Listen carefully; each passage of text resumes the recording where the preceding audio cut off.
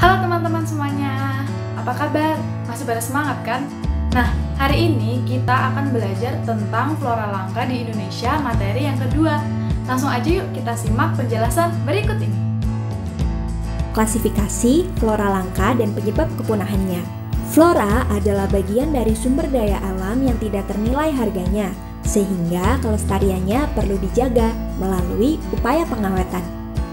Pengawetan adalah upaya untuk menjaga agar keanekaragaman jenis tumbuhan dan satwa beserta ekosistemnya, baik di dalam maupun di luar habitatnya, tidak punah.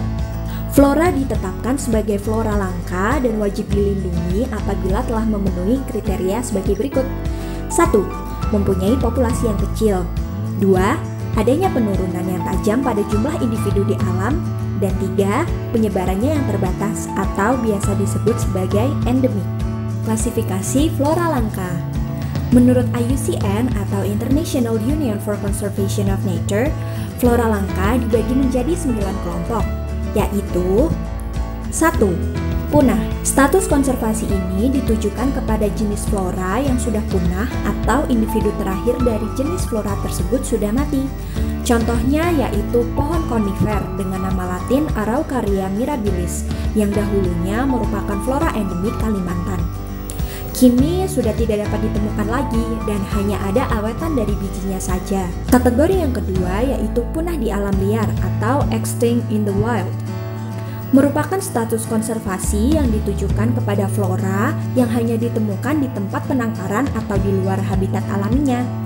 Contohnya yaitu mangga kasturi dengan nama latin Mangifera casturi yang merupakan buah mangga spesifik di Kalimantan Selatan dan bersifat endemik. Kategori ketiga yaitu kritis atau critically endangered. Merupakan status konservasi yang diberikan kepada flora yang menghadapi kepunahan di waktu dekat. Contohnya yaitu meranti merah atau Sorea leptoclados yang ditemukan di Kalimantan. Yang keempat yaitu kategori terancam atau endangered.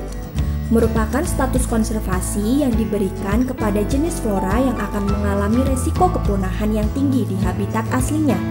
Contohnya yaitu bunga bangkai raksasa atau Amorphophallus titanium dengan tinggi hingga 2,5 sampai 3 meter yang ditemukan di Sumatera, Kalimantan, dan Jawa. Kategori yang kelima adalah rentan atau vulnerable. Status konservasi ini diberikan kepada flora yang akan beresiko mengalami kepunahan di habitat aslinya. Contohnya yaitu pinang merah atau Syrtostasis renda yang ditemukan di daerah Sumatera. Kategori yang keenam yaitu hampir terancam atau near threatened. Flora yang masuk ke dalam kategori ini adalah flora yang mungkin berada dalam keadaan terancam atau mendekati terancam punah. Contohnya yaitu korma rawa atau Phoenix paludosa yang tumbuh di daerah rawa Aceh Timur. Kategori yang ketujuh yaitu beresiko rendah atau least concern. Merupakan kategori untuk jenis flora yang telah dievaluasi namun tidak masuk ke dalam kategori manapun. Contohnya yaitu meranti putih atau Sorea lamellate yang hanya ditemukan di daerah Sumatera.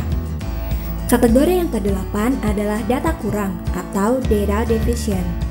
Flora yang berstatus data kurang merupakan jenis flora yang informasinya kurang memadai untuk diperkirakan resiko kepunahannya. Kategori yang ke-9 yaitu belum dievaluasi atau not evaluated.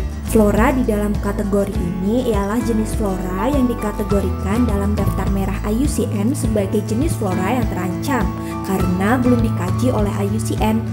Contohnya yaitu anggrek hitam atau Coelurcin pandurata yang hanya ditemukan di daerah Sulawesi dan Maluku. Penyebab kepunahan flora langka. 1. Rusaknya habitat asli flora. Kehilangan habitat melalui perusakan hutan alam menjadi faktor terbesar kepunahan spesies di Indonesia. Sekitar 120 spesies tumbuhan Indonesia terancam punah karena kerusakan habitat alami.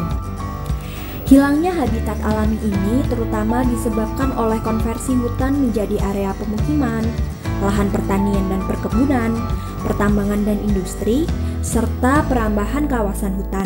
Penyebab yang kedua yaitu penebangan liar. Penebangan liar yang tidak diimbangi dengan penanaman kembali menyebabkan terancam punahnya flora yang ada di Indonesia. Penyebab yang ketiga adalah pencemaran. Pencemaran terhadap tumbuhan dapat menyebabkan gangguan secara primer dan sekunder. Gangguan secara primer terjadi karena adanya kontak langsung antara sumber pencemar dan bagian permukaan tumbuhan yang mengganggu fotosintesis. Gangguan sekunder terjadi karena akumulasi bahan pencemar pada tanah atau permukaan air sehingga mengganggu aktivitas akar dan akan meracuni serta merusak tanaman. Sekian penjelasan materi hari ini. Nah, jika teman-teman ingin bertanya, langsung saja chat di grup WhatsApp ini ya. Jangan lupa jaga kesehatan. Dadah!